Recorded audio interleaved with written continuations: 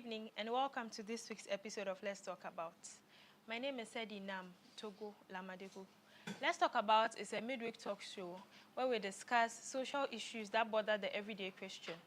Today, we are discussing the topic faith and mental health, supporting well-being in our church community.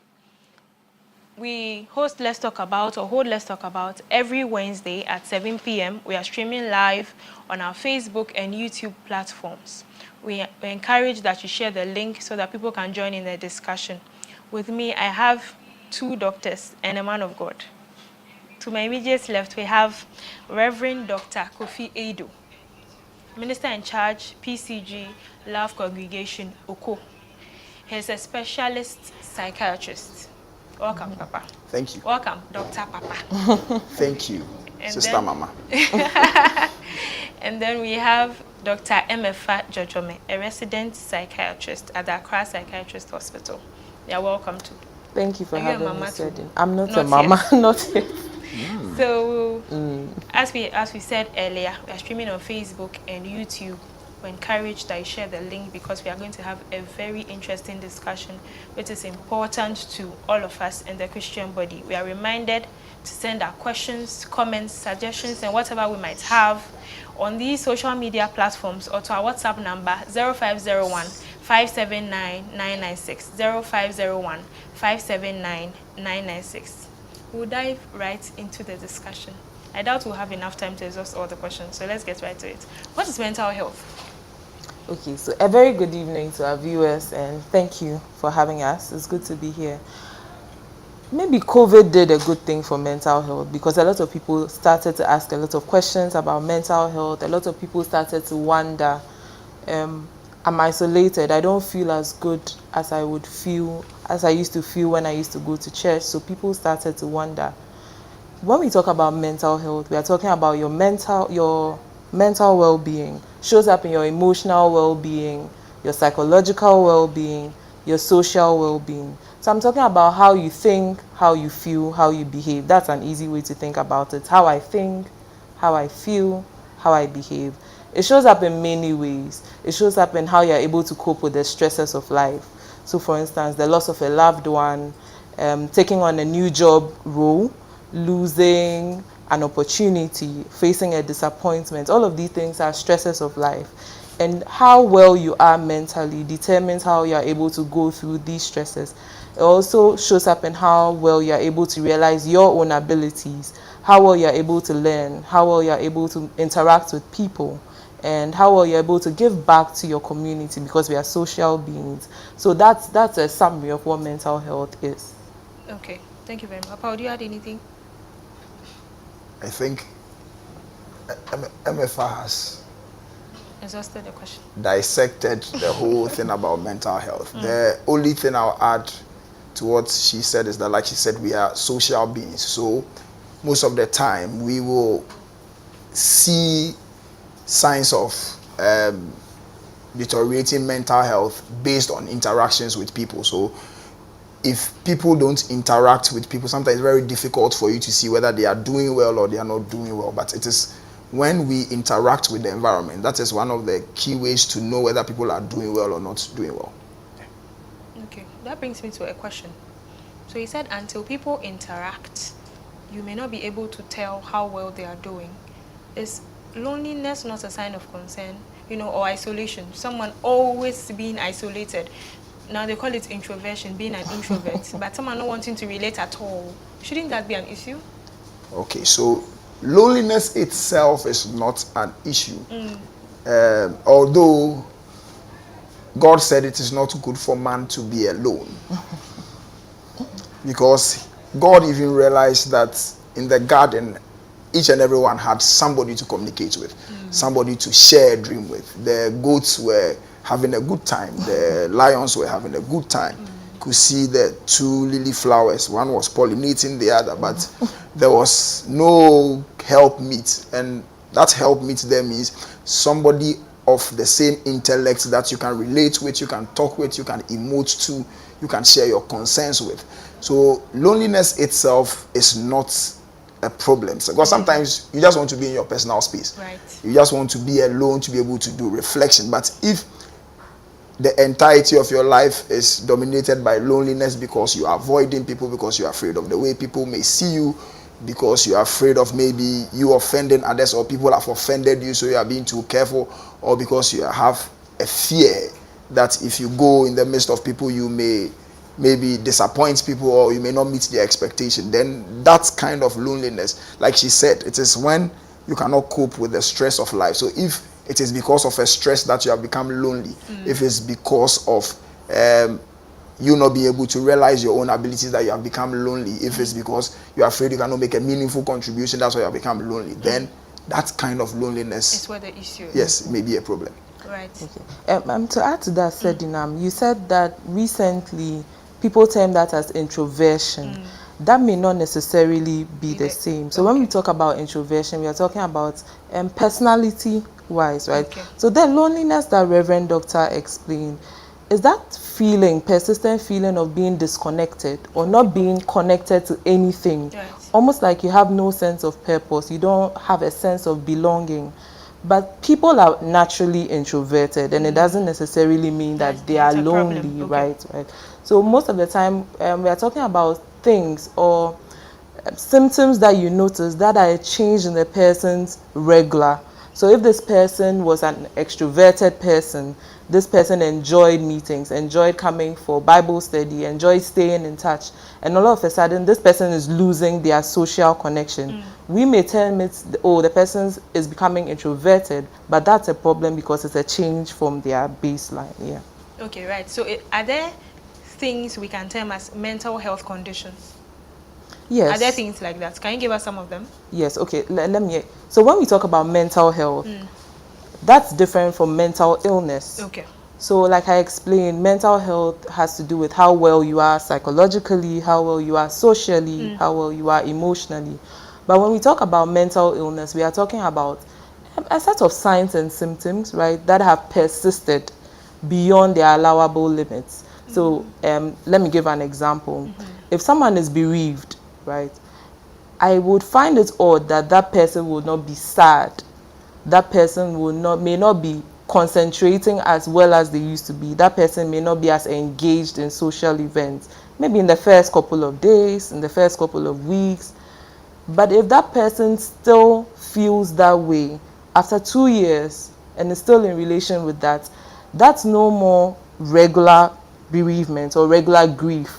So we have, when these signs and symptoms have persisted beyond allowable limits, or when they are pervasive. What do I mean when they are pervasive? If someone is always sad only at home, but that person is happy in church, that person is happy at work, we can't say that that in itself is a mental health condition.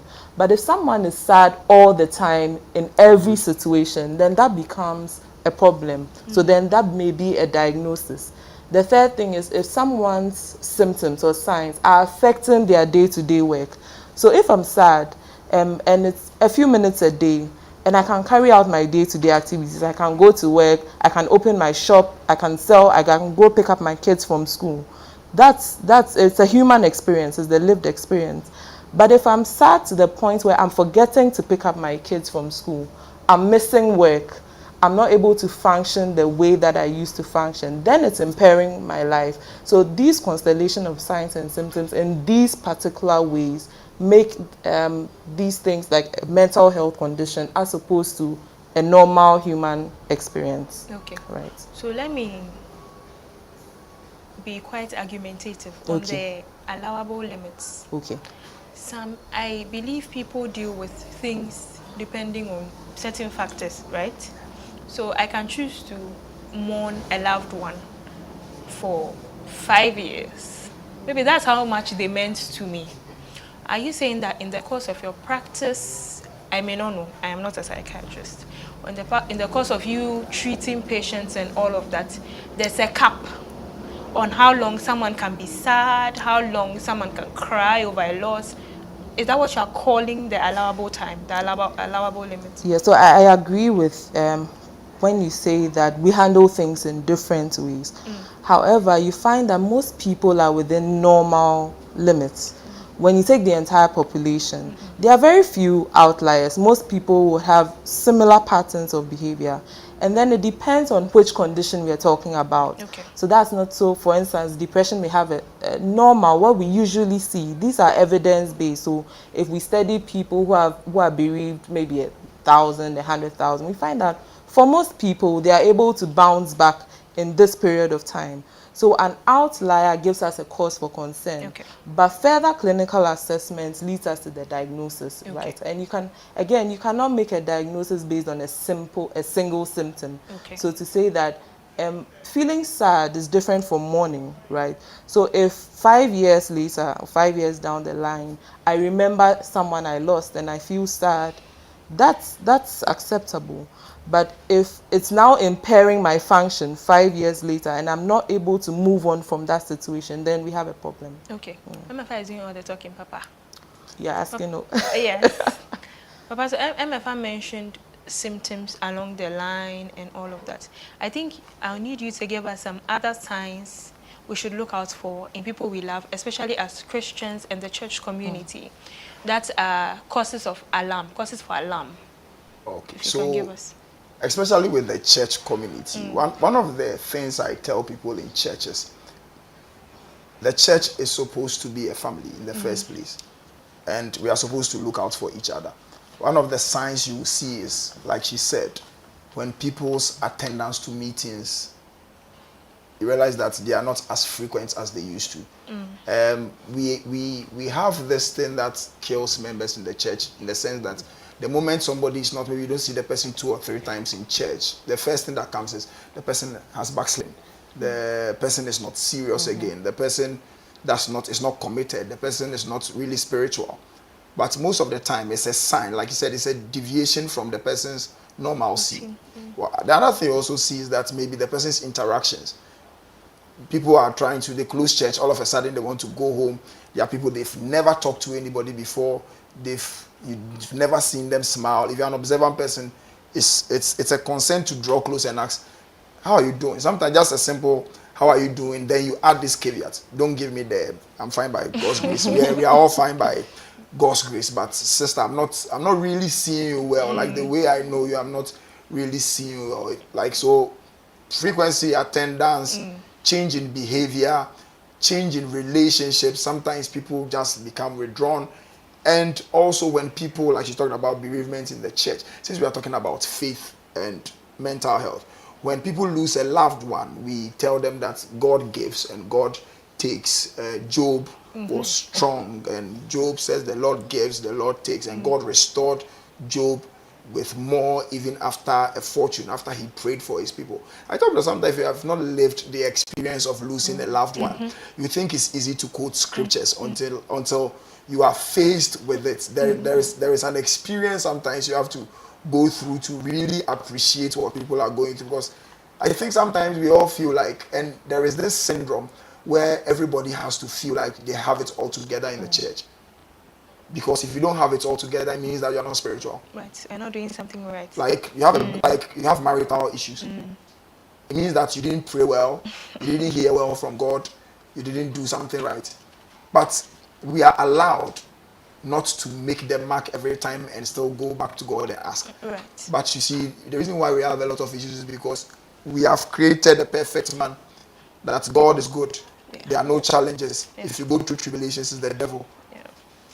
And these are some of the things that sometimes hinder people from coming out in churches, and you realize that people go through it, and by the time you see a church member at your clinic, they are the end stage of the disorder or the condition. So one of the things we should look out is for family. You should know people in church, you should know their temperament, you know the way they are. If you see a slight deviation, just draw close to the person and say, my friend Charlie, is everything okay? I know God's grace has got us. We are fine by God's grace, but beyond God's grace, what is behind the curtain? Right. Study. Okay. Let me also say that since we are in a church community, right, sometimes change in behavior can look like excesses in spiritual activities, right? So you may have someone who would fast for days and weeks on end. That's a cause for concern. Yeah. okay, someone may say I'm going on a Moses fast, that's a 40-day fast, and a Jesus fast, right? And you see people lose weight drastically. You realize that people become more religious than they used to be. Maybe in an ordered church service, someone now starts prophesying. Someone suddenly becomes an oracle in the church, going from person to person, telling them, I have received a message about you, and unusual beliefs. Someone starts to say that, oh, it's been revealed to me that the rapture is going to occur on the 15th of March 2048 at this particular time. And then they start building their life around it. Sometimes we brush it off as, oh, that's how the person is. But like we said, if it's a deviation from the normal, everything in excess is a cause for concern. And sometimes because of our spirituality, or because we think that, oh, the person is going deeper into God, we miss these signs. Someone is giving their life savings as offering in church. If you know someone's work, you know what they do, they're a salesperson, and they are sowing seeds in thousands of dollars, you should be concerned, right? Or they are making promises that they can't fulfill. Or how they dress to church has changed. This person suddenly comes to church, their hair is unkempt, their clothes are all over the place. That's also one of the causes for concern. It is. So to chip in, especially with the spirituality bit, one of the things we should be careful about is when people all of a sudden become super spiritual qualified, that they are, like she said, engaging on long fast. They all of a sudden they say they don't want to work again. They've heard a voice that God said they should not work, and they are moving from place to place preaching, and they are not sleeping. One of the signs you know is that most of the time they are not sleeping.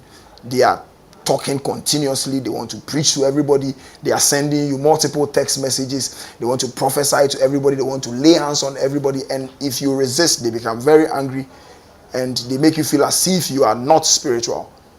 A lot of people are walking around with a lot of mental health challenges, all in the name of spirituality.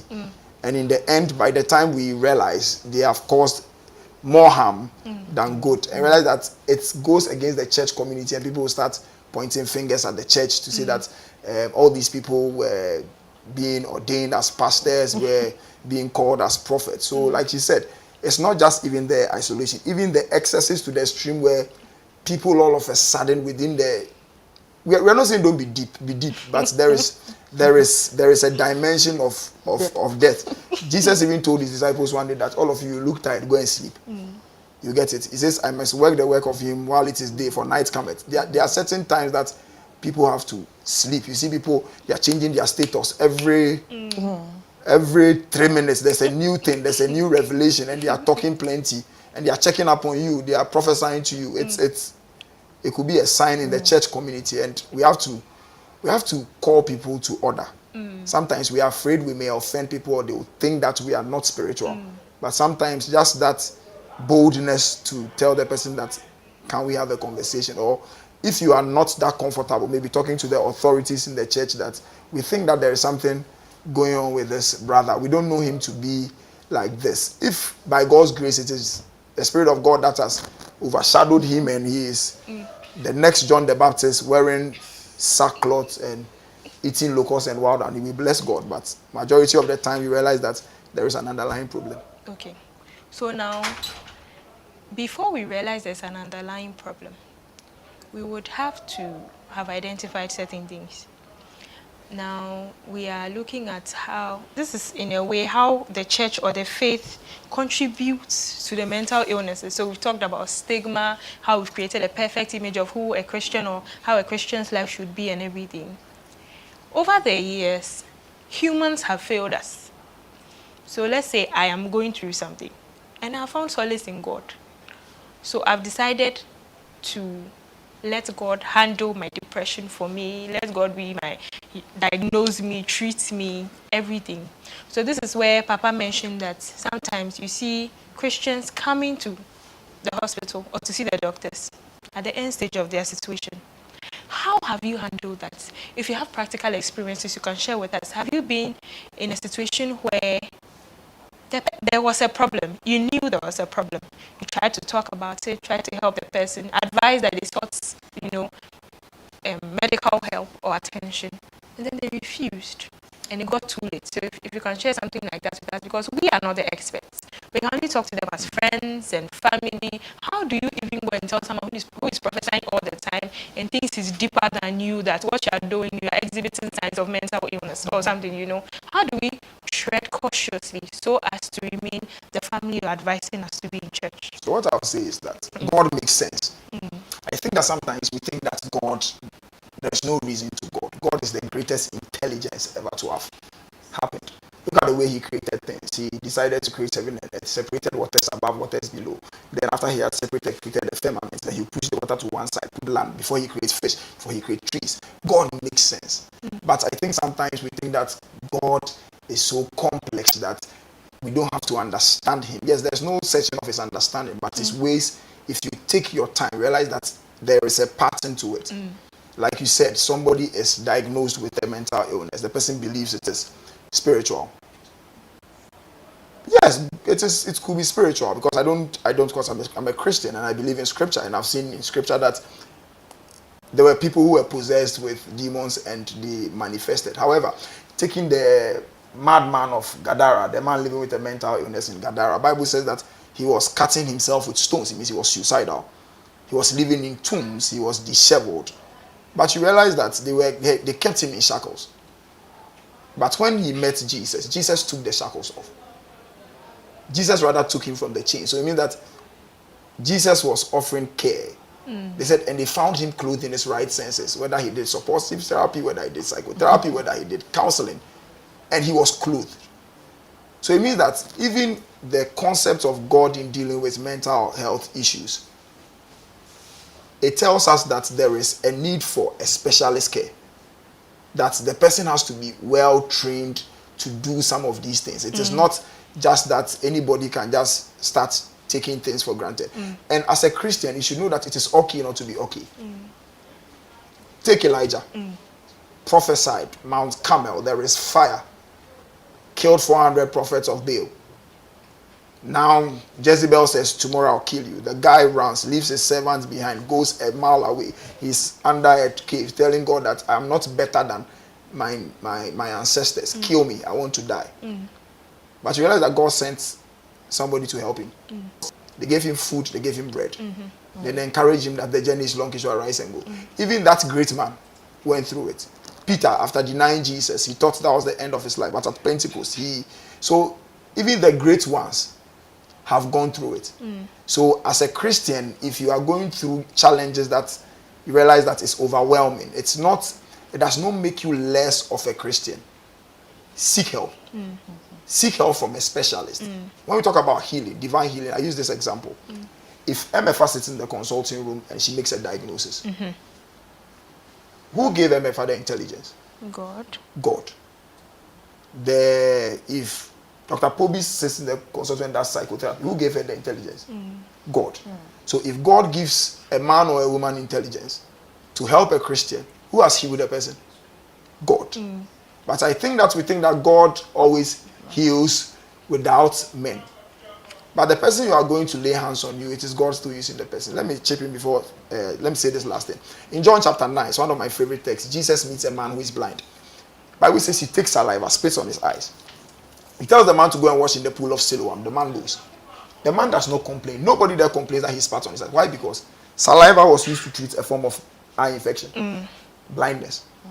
Just that he took the same saliva, took it a notch up to do healing. It means that even the psychotherapy, the medications, in the hands of MFA, who is a Christian, in the hands of every Christian, is different.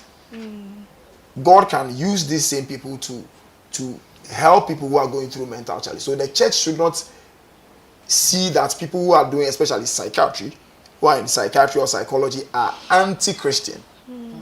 But they are people that God is also using to bring people to wholeness. If I want to add anything. Yeah, that's very profound. Again, maybe it feels good to be here in a Christian setting where we can all share our faith. One of my favorite stories, or the favorite examples of friendships that I have, is the 4 men who lowered their paralytic friend to Jesus. Sometimes our help is very abstract, very theoretical. So you tell someone, I think you need to visit a psychiatrist. That's very different from saying to someone, Thursday, are you available? I'll Let's take you. go. I'll sit with you. Right. I think that there's welfare available for, okay, so I can't afford my medication. Okay, let's go. Let's go speak with whoever is in charge. I'm walking with you through it. Your child is going through a hard time. You're going through a difficult situation. Walking with that, that's love. That's practical love, right? So in suggesting solutions, you have to be a part of the solution, right? And that makes people more willing to seek help. They have Again, support. exactly, exactly. And stigma starts in little ways, right? Stigma starts with me telling Reverend Edu that, see how this person is behaving, there must be something wrong with the person. And then Reverend Edu takes it to his prayer group. Oh, we are praying for this person. Meanwhile, none of us have taken any practical steps to actually help the person, Okay. right? And sometimes we assume that people would be offended. Many times, people may be going through situations, and maybe months afterwards, you ask them and they say, oh, I didn't know, I didn't bring it up because I didn't know how to bring it up. But if you were in that situation, you would realize that maybe it didn't really matter how it was brought up. Okay. You would have valued it being brought up. So let's not be afraid, okay, to bring up issues. That's not, again, we don't diagnose as lay people. We just say that I'm concerned about the behavior. Whether or not it is a mental illness, it's not in our scope of influence. Okay. Our scope of influence is the concern about the symptoms, and then the signposting to help. Okay. So that's practical help. That makes a lot of sense. And what she said, that brings us to the point of empathy, where we show empathy to people who are going through challenges, and where sometimes we try to put ourselves in their shoes. Maybe we not feel what they feel, but we try to understand. I have this case where there was a very spiritual person who was dealing with a narcissist. And the person used to abuse her, beat her up, and the issue of divorce came up. And everybody was saying that you cannot divorce. And I'm like, if she dies, God is going to ask all of us. Because I've read that each man must treat his wife as his own body. So if this man is not recognized as this woman as his own body, he's not fit to be a husband. So in the first place, this marriage is null and void. And I was telling that if it was my sister who was being abused by another man, thank God for salvation. Because I may have brought my squad in to deal with him. But sometimes when people go through things in church, we fail to try and wear their shoes to ask ourselves that how would we have wanted people to help us, Right. or how would we have wanted people to deal with us. So like she said, empathy is something that we have to learn to develop as Christians, and that goes a long way to help with faith and mental health. Very good. Thank you. So MFA mentioned how we can take practical steps to help our people. Okay, so MFA, I'll go with you on Thursday on an appointment and all of that. For some people, going to see a therapist or a psychiatrist may be extreme.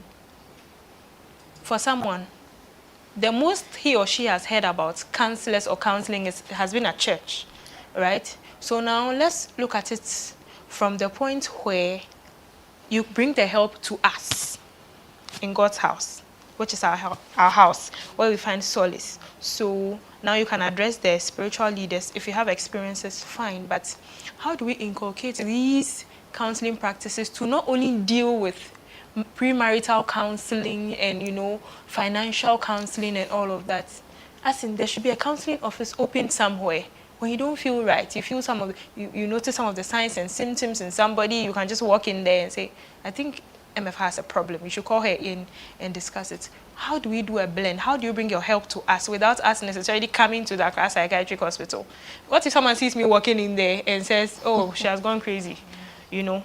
Yes. So how do we do that? Yeah, let me start from the tail end. I mean, yes, that it clearly shows that there's still a lot of There ill is. feeling, There is. yeah, when it comes to psychiatry. Yes. When it comes to medicine in general, but maybe psychiatry in particular, most people are actually more comfortable to say, oh, I see a psychologist, as opposed to I see a psychiatrist. Right. Somebody may not even want to accompany their relatives to their class psychiatric hospital because they saw you driving. So what were you going to do there, right? It's interesting talking about bringing mental health care down to, but that doesn't negate the fact that the stigma it has to be dealt with. But I think the majority of spiritual leaders are actually first responders when it comes to mental health care. Let me explain what I mean by this. So in school, in the university, in my undergraduate thesis, we found that I did a study on mental health perceptions and seeking help, and we found that even though most students did not attribute mental health courses to spiritual courses, they would still seek help from a spiritual leader first. And I don't think the picture is different in Ghana. I think that for most people who have been suicidal, depressed, even psychosis, when I'm talking like hearing voices, hallucinations, most of the time, spiritual leaders do hear about it first. Marital issues, bereavement, loss. So it's about beefing up the avenues or beefing up knowledge amongst the clergy, amongst lay people. It's about training, because even now, even without that training, they are serving as first responders. So it's about identifying that, okay, this is a red flag, this is not a red flag. People are very comfortable. I always say that people tell pastors and doctors everything, things that they will not tell the regular person. So that avenue is open. The doors are there. It's about maximizing it and leveraging on the important roles that pastors play. In almost every situation, you see spiritual leaders breaking bad news, outdooring children, marital disputes. So that the community has given them that role, and we are simply leveraging it. Okay. Right? So, makes sense. We'll come back to the discussion. We'll take a quick break. We'll be right back. Please stay. With the growing challenges of life in light of both global and domestic development, the Christian is faced with the difficult task of balancing survival within a secular system and at the same time living a Christian life that pleases their Maker. It is for this reason that we need to have frank conversations on the many issues of life through the Christian lens. So, we bring to you Let's Talk About. On Let's Talk About, we talk about health, career, dating, marriage, family, divorce, politics, finance, and all the issues of life that the Christian is confronted with on a daily basis. Join us this and every Wednesday on the YouTube and Facebook pages of Trinity United Church Legon, and let's talk about life as Christians. With the growing challenges of life in light of both global and domestic development, the Christian is faced with the difficult task of balancing survival within a secular system and at the same time living a Christian life that pleases their Maker. It is for this reason that we need to have frank conversations on the many issues of life through the Christian lens. So, we bring to you Let's Talk About. On Let's Talk About, we talk about health, career, dating, marriage, family, divorce, politics, finance, and all the issues of life that the Christian is confronted with on a daily basis. Join us this and every Wednesday on the YouTube and Facebook pages of Trinity United Church Legon, and let's talk about life as Christians.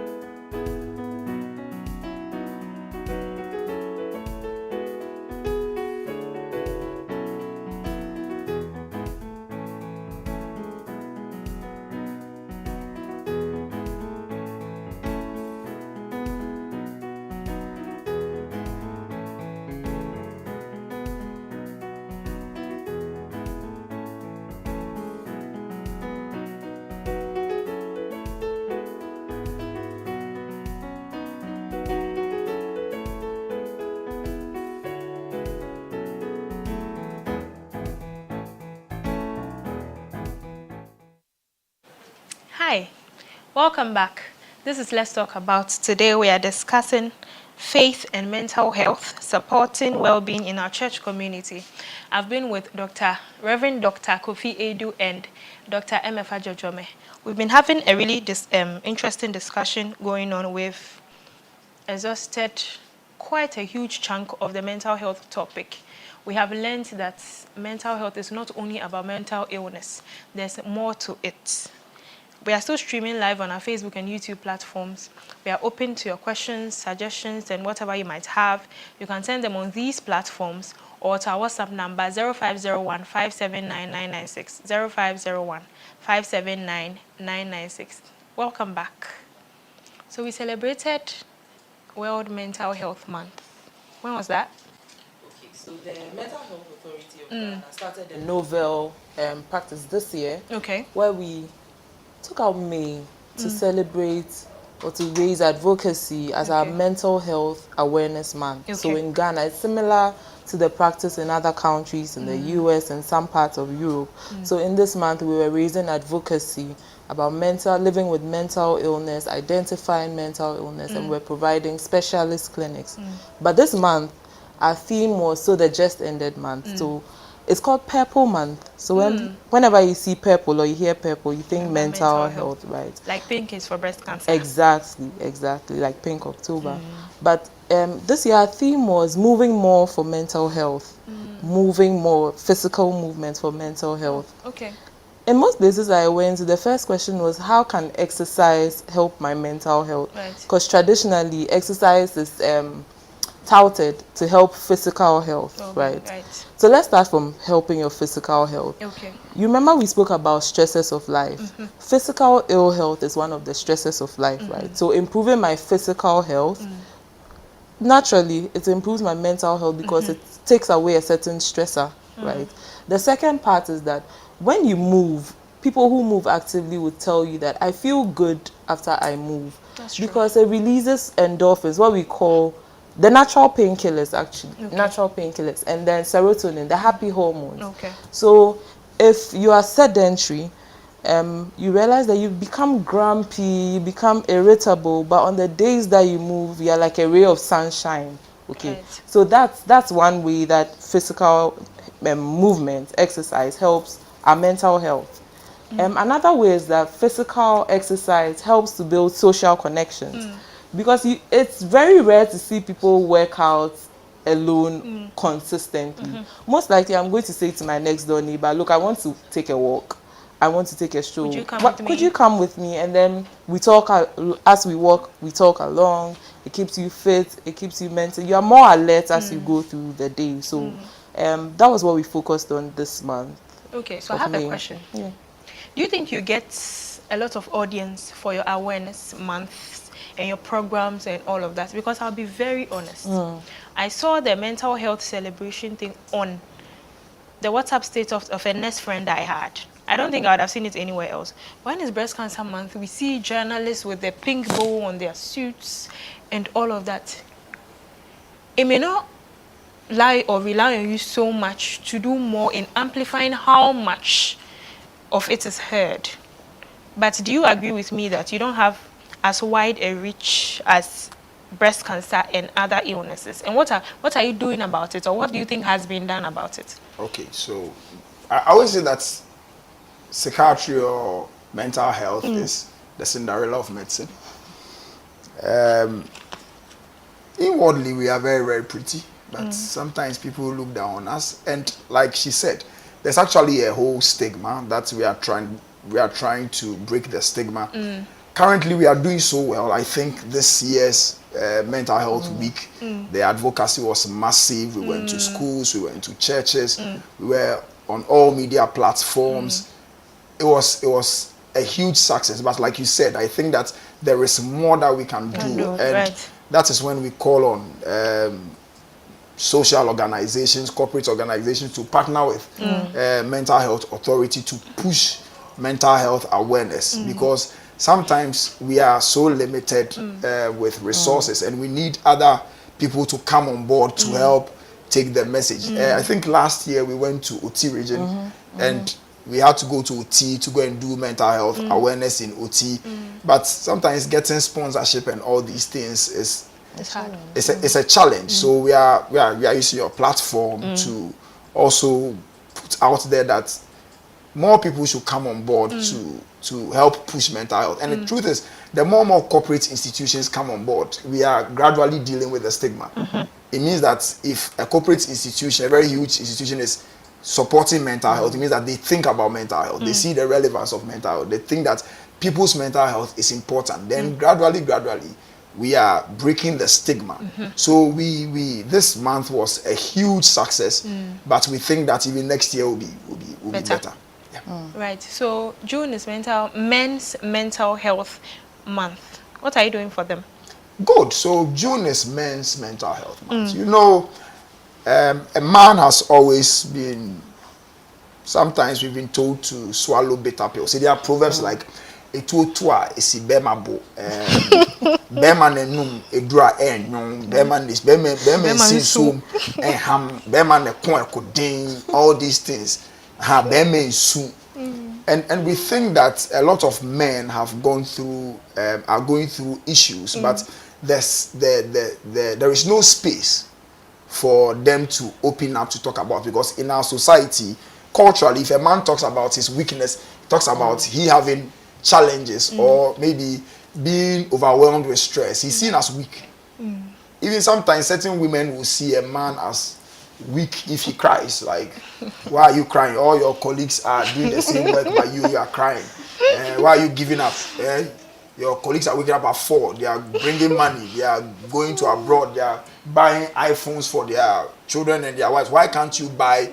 And the man wants to cry, but he cannot cry because Bema is so. One of the things we are doing is that we are putting up a program. We have actually a page called Men in Psychiatry, and we are trying to organize a program. We know this is the first time we are trying to do something like that. So we are trying to start with flyers and maybe posters. Every week we put one up on our status. We will share it with our The women in psychiatry, the women in mental health, who always do so much for us. But this month is Men's Mental Health Awareness. So I want to speak to all the men out there, Men's Fellowship, those in the youth. Please, this month, if you're having a challenge or any other month, don't hesitate. Please speak about it. Some of us are available. If not even in person, we can organize virtual sessions on Zoom and other things for us to talk about men's mental health. And we promise that the meeting will be close to only men. We won't record it, so that people can pour their hearts out and speak to issues that are really worrying them. So we are hoping to make some few moves, which are moving more for men's mental health in this season. But I think that as guys, we should go beyond watching football. We should go beyond having sitting. We should be able to sit and ask ourselves tough questions that, Charlie, how is it going? And you should have people that you are okay to discuss. And because I'm a clergy, let me be biased, especially to those in ministry. Sometimes the clergy and people in ministry, sometimes it's difficult because everybody brings their problems to you, and you don't even have anybody to talk to. We should also form alliances where we can discuss some of these issues that plague men. Thank you. When Papa started listing the proverbs, we'll come to women's mental health. MFA. Okay, but I think maybe some practical ways of speaking with men.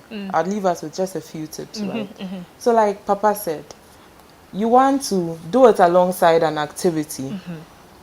In our culture, it's almost unacceptable to ask a man, okay, can we talk?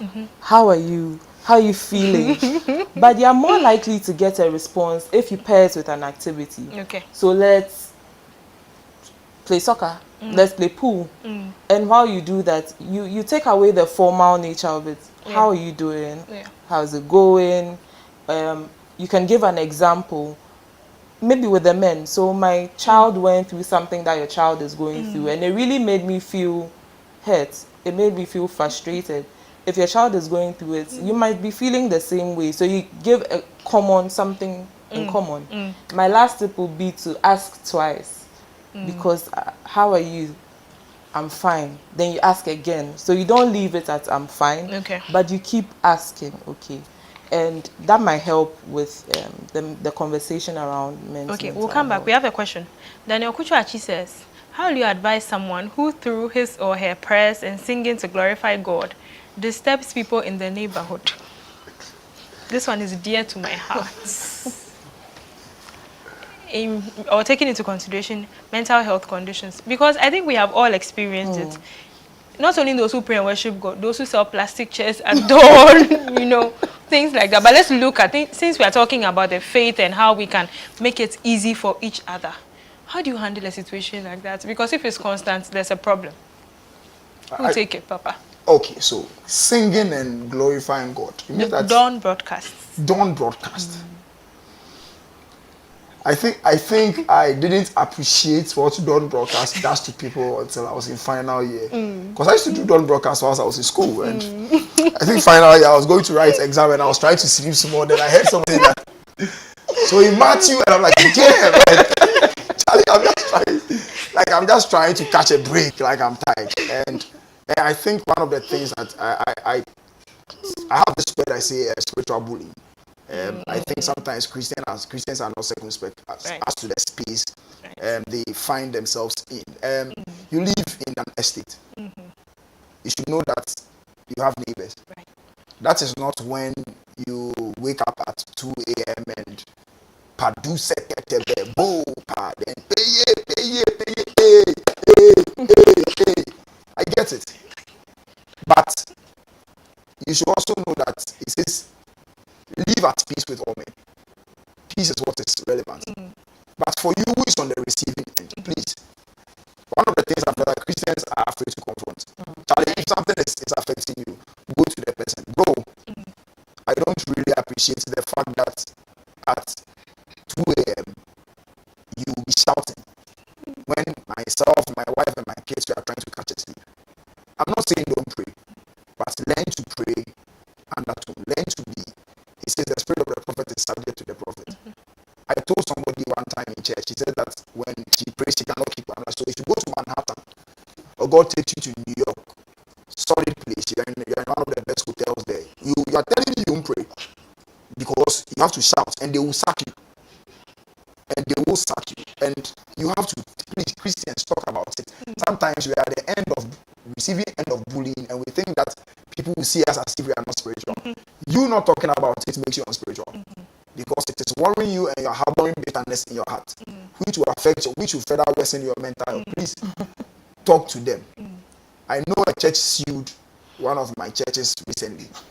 A man sued one of my churches and he came to tell me that they have been sued. I said, yes, because why are you doing all night?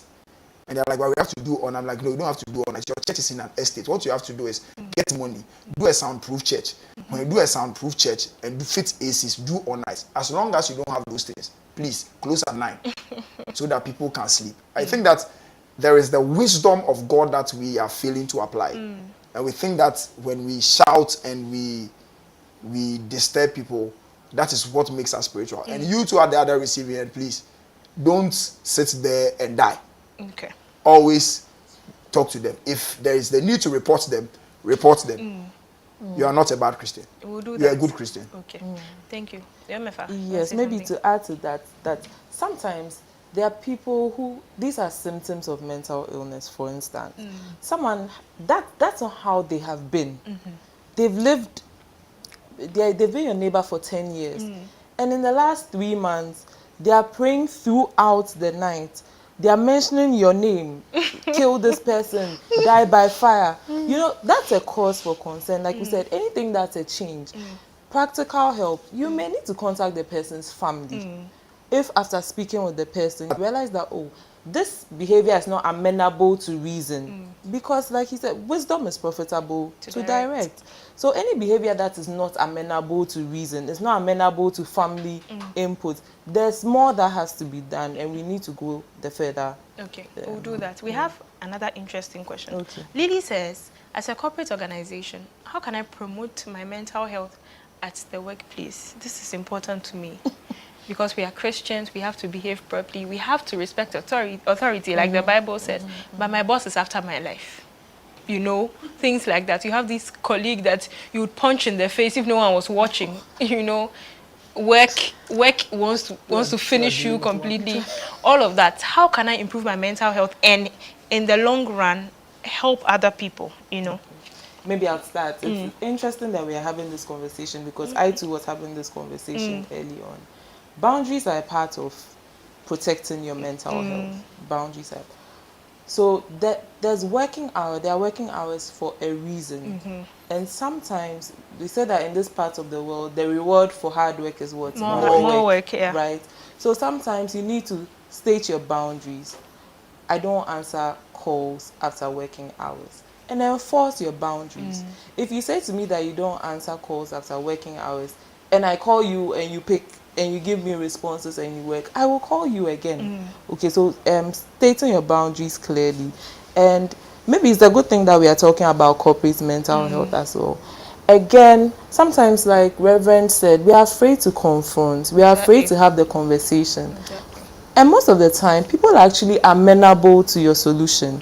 So you can prefer a solution to whatever is causing you stress. Okay, you gave me reports to write on Friday evenings. That doesn't work for me because my weekends are for family. Okay. Could you please give me the reports on Wednesday? That's a different conversation from telling your boss that I can't do your reports for you on Friday. So have your solutions already proffered, right? Again, maybe let me speak a little bit about identifying mental health challenges in the workplace, right?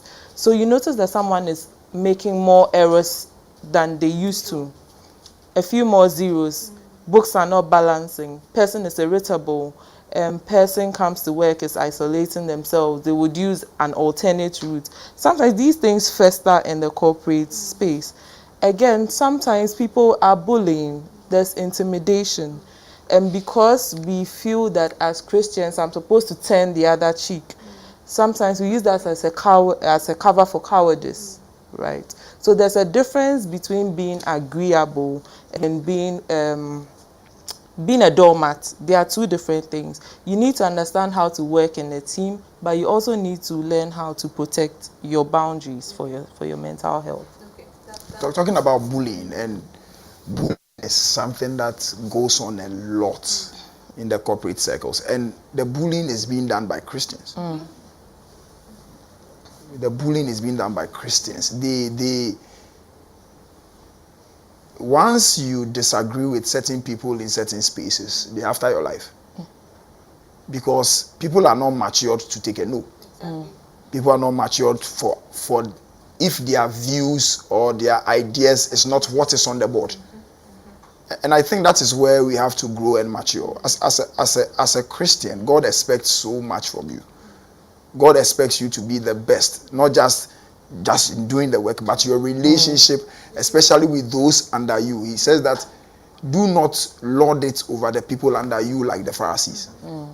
You are not supposed to always show that you are Oga. Sometimes, even if your idea is good and somebody brings a better idea, just try and bring it on board. But if you're a Christian and also see bullying, please talk about it. Talk about it, report. Sometimes we're afraid we'll lose our jobs. But MFA knows me. If I see you bullying anybody, I'm coming for you. You will not. I'm going to talk about it. I'm going to tell you that you can't do this because it's unfair. I think that we should be just, we should be fair, and Christians should stand for justice. Matthew 23, it says, you have neglected the weightier matters of the law, which is faithfulness, justice, and righteousness. Justice is part of the weightier matters of the law. And people's mental health is at stake in the corporate space because there is no fairness, there is no justice. Christians will skip other people for promotion just because they don't agree with them and it affects their mental health. We have to talk about it. We have to be strong, we have to be fair. Even in church, we have to be just, we have to be fair. We have to treat everybody the same. The one that sold 5,000 seed and the one that sold 20 seed, the prayers should be the same. God bless you. So let me just also add that balance is key, okay? If your life is centered around work, you're going to be very stressed. You have to deliberately include rest and relaxation. The way you schedule meetings, that's the same way you schedule someone meets. Sometimes I tell people that I'm busy and they say busy doing what? Busy resting, because it's an activity on my schedule, yes. So you need time out. If it's monthly, maintain those relationships, because outside work, these people help you distress. But if you leave work and there's nothing to go back to, then you bring the stress back into work, and then it escalates and compounds. That makes sense. Now let's talk about interference. So I'll take us back to the first session of our discussion. Would you agree that religious organizations, let's talk about church, we're Christians, interfere with your practice, with how you help us? Would you say that? Have there been instances you have had a pastor pull out a patient and say, we are going to pray for him? Something like that. Okay. The African man is a spiritual man. Okay. That is something you cannot take away from the African man. The African man is spiritual. Even if he's not a Christian, he believes in something. He believes that there is something after him. He believes that there is something that can affect him. He believes that somebody is trying to tie him. He believes that there is somebody who is trying to choke him. He believes a lot of things about his life. So in the case of mental illnesses, we have had challenges. But before I talk about the challenges, I must say that we have to commend a few people who are doing so well in helping us. There are some prayer camps who have some of these patients, and they come to us for medication. Some of them even bring the patients. The pastors in this centers bring the patients for review. They come with them. Whilst they pray for them, they are still helping us to give the treatment and the management. However, there is still a gap or a wide chasm where we have to bridge. And the problem is about self. Most people want to be seen. I think we have a syndrome where people want to be in charge, where people want to, everybody to see that they are the ones they are the ones that did this. So even if they can't, they will see something. I was telling somebody that if right now I go to a certain place and I tell them that I fake a story, that I'm having A, B, C, D, they will see something about me. They will see 6 people standing behind me who have tied something. I'm not saying that that is not there, but you realize that people want to show that they have power. And that makes their treatment difficult. There are times that relatives have come that they want to take the person to a spiritual camps. Sometimes the law does not even permit. But you see, you who is going to take the, say that no, I'm keeping this person here. One, there is no, our social welfare systems are not that strong to even pay the bills, buy medication and other things. So sometimes you're also thinking about the patient. If you keep the patient there, who is going to? So there is a problem. The church, and I think the church has to do more in creating awareness about mental illnesses and the avenues. And we have to bridge the gap that we are not antagonistic towards each other, but it should be a synergy where we bring faith and we bring medicine, because God is the author of faith, is the author of medicine. And if we bring it together, I think we can do well. Okay, I would add that many people hold leaders, church leaders, spiritual leaders as examples, as mentors. And sometimes this cloak of invincibility that we like to wear. So being vulnerable about your challenges helps your members, your brethren, know that, okay, so it's not an isolated phenomenon. If pastor could have gone through this period and I'm going through this period, it's a human experience and there's help available. So you realize that in places where leaders are vulnerable, are open about mental health challenges, the members invariably are also open about it. But sometimes it's seen as a moral failing, as a personal inability to cope, as opposed to illness. And like Dr. Edu said, they are not mutually exclusive. Traditionally, the church traditionally the mind seems to have been the reserve of church and spirituality. And so sometimes it's seen as an affront when science offers or profess solutions to it. But it doesn't have to be mutually exclusive. There's nothing that says that we can't pray about it, we can't deal with it by faith, and deal with it with medication or with therapy at the same time, right? So they go hand in hand. But again, maybe it's an issue of education, because I believe that when we know better, we will do better. Exactly. And I don't think we can end the session without this question. What do I do when the person doesn't want the help? My loved one, it could be my husband, a friend, a family member. I have noticed the signs, a church member, and the person doesn't want the help. I cannot drag you to the hospital or to see the therapist or the psychiatrist. What do you do in a situation like that? Okay. So there is the mental health law. And the mental health law gives room, especially if the person is a danger to themselves, a danger to others, or if they are not seen, they may, in the space where sometimes they are overspending, maybe they are engaging in reckless behavior. The law gives permission that you can either get people, maybe the police or any other person, and bring, and we will admit under the certificate of urgency.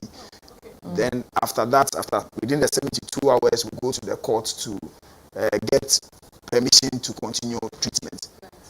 So there's a law now that gives room. Most of the time, I think the reason why we don't do it is the responsibility and the finances.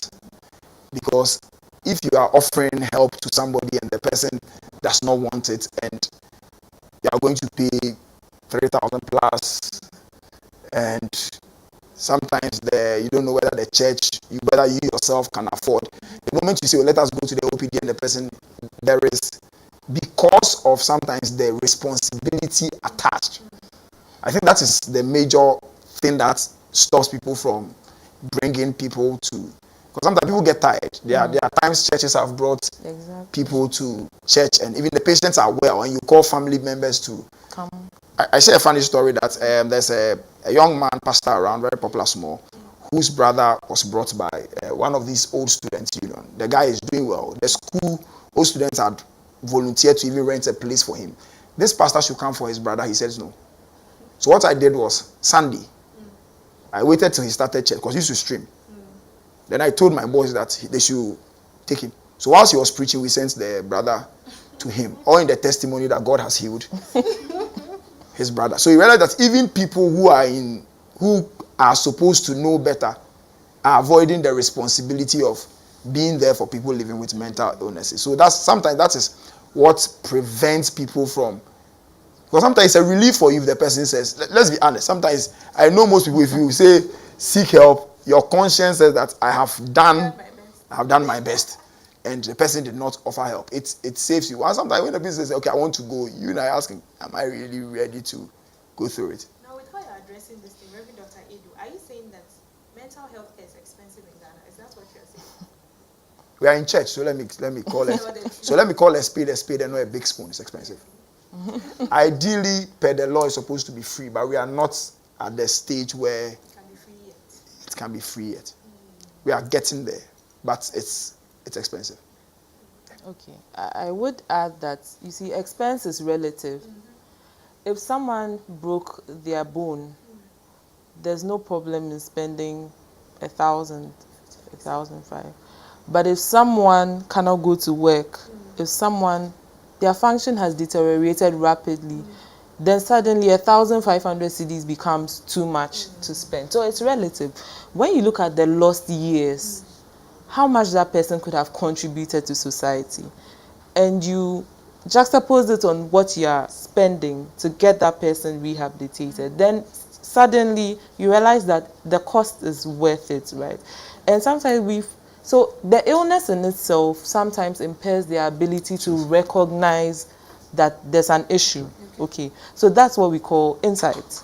So if someone feels like people are persecuting them, or people are trying to kill them, or they don't recognize that their symptoms are unusual, of course they are not going to want to come to seek help. So we shouldn't hold that against them, that I try to get you and you refuse to go, so I'm washing my hands off you. No, it's a symptom of the illness itself. And in fact, that should make you concerned, because if the person were fine and the person had understood all these things, they would want to go to hospital, right? That's right. So in 30 seconds, any final comments, anything? We'll start with Dr. Philippians chapter 4, verse 6. It says, be anxious for nothing. He was talking about anxiety. But in everything, through prayer and supplication with thanksgiving, make your request known to God. And the peace of God, which passes all understanding, it says it will keep two places, your heart and your mind. These are the seats of mental health. So I tell people that don't let anybody come for your peace. If you realize that your peace is at stake, please talk to people. Don't give people too much room. Don't give them the keys to live rent free in your mind. If you realize that you're having challenges, seek help, so that in the end we can all have a beautiful community. And if you have been diagnosed with a mental health condition, you are not less than. You are capable, you are okay, you are good, and you can accomplish whatever God purposed you for you to do on this earth. Thank you for that. Thank you, Sedi. So I will say that embedded in the Christian faith are tools to improve our mental health. So we are talking about forgiveness. We are talking about virtues like meditation, virtues like balance, because Bible says that a false balance is an abomination to the Lord. Okay, so God has already embedded these tools to protect our mental health in His Word, right? And it's up to us to sit with the Word and to actually practice what the Word says. Yes, because God, He's all-knowing, He's omniscient. He's not just God of Sunday church. He's God of your everyday, living life every day. He's God of your mental health too. So Thank you. you're welcome, Sedi. Thank you, viewers, for watching. Thank you for your comments and staying till the end. My name is Sedi, and we've been discussing mental health. I've been here with Dr. and Reverend Dr. Edu and Jojo. Thank you so much for your time. Thank you for having The us. conversation has ended. Another time we'll continue. My takeaway from today's discussion